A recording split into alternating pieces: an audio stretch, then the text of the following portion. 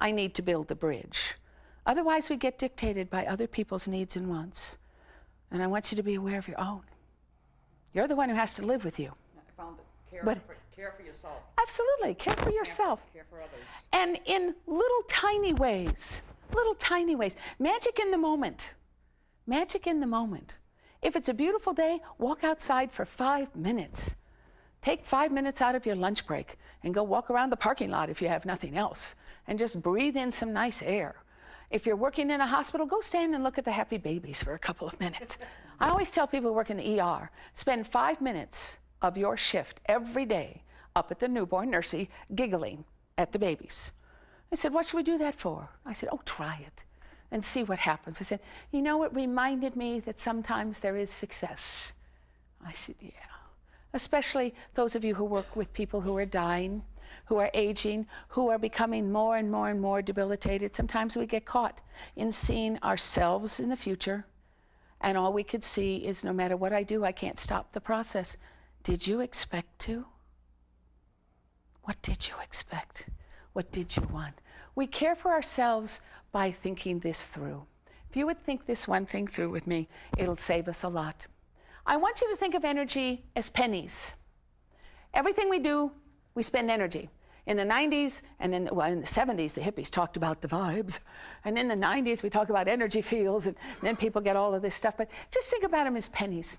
And some of us start out with a lot of pennies in our pocket, and some of us don't have very many pennies in our pocket, and some have 1 and 2.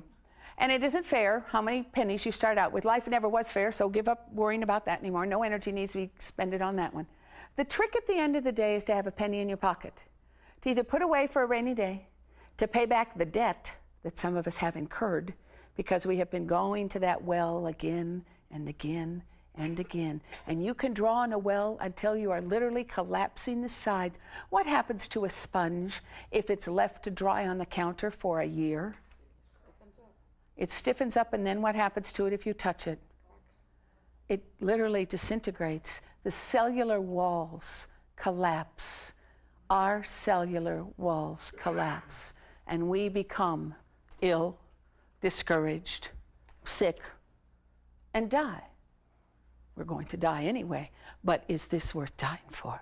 So your thought process is, how can you get a penny or give someone else a penny? Whatever you do today, did it put a penny in your pot?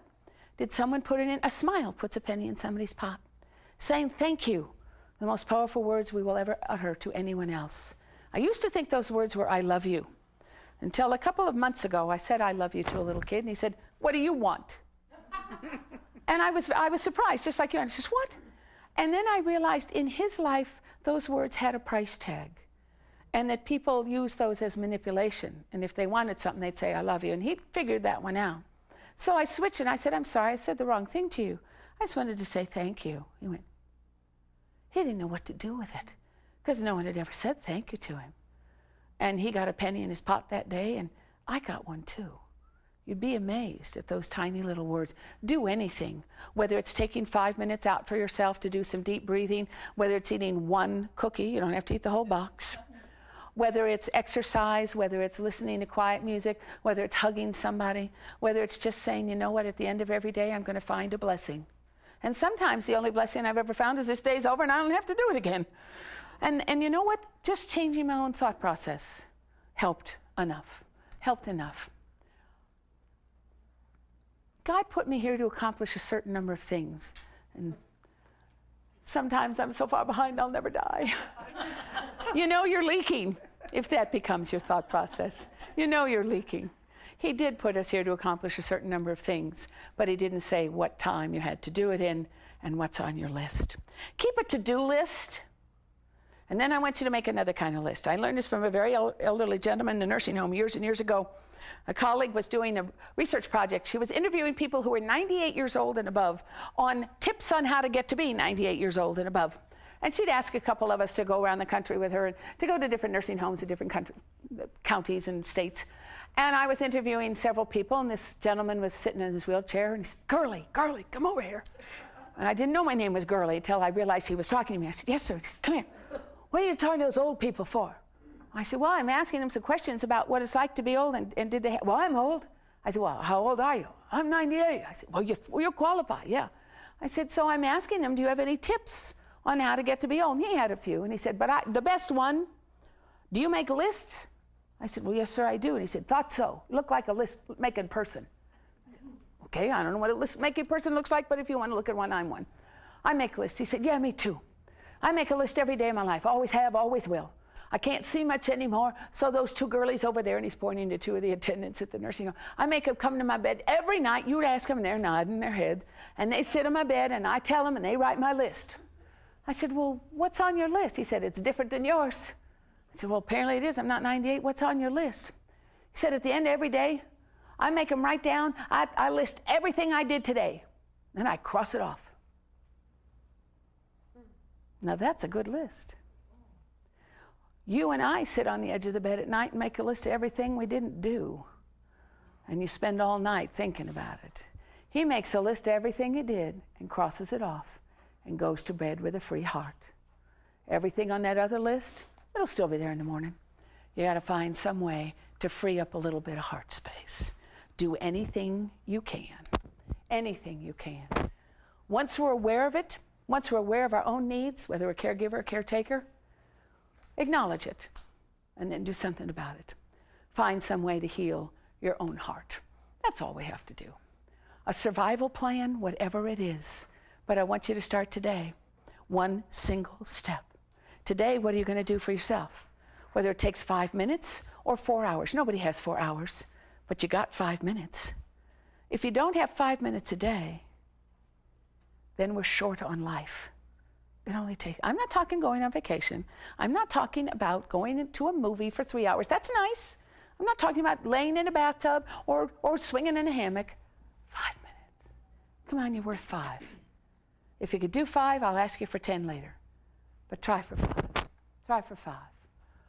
Do you worry? I found this quote a couple of months ago. It's out of Abbey Press. I love it. Worry does not empty tomorrow of its troubles. It empties today of its strength. The old adage, figure out what you can do, what you can't do, let go of what you can do, get busy.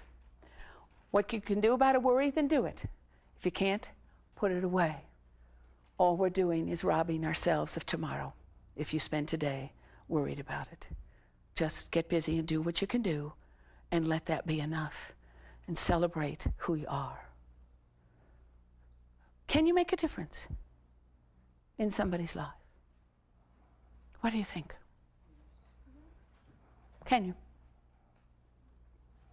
I see lots of nodding heads. No, you can't.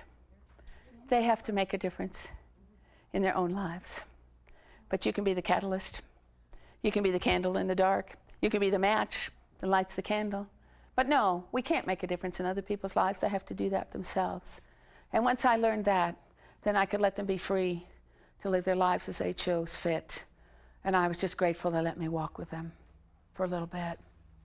Because you know, as I do, the gift is to being with each other. Not living for each other, but side by side. That's the gift of being a caregiver and a caretaker. Figure out what you can do what you can, and celebrate that anybody let us in the door at all. Do what you can. Take your 5 minutes sometime today without any guilt. It's only 5 minutes. See what you could do and work towards 10. Thanks for coming today, and take care.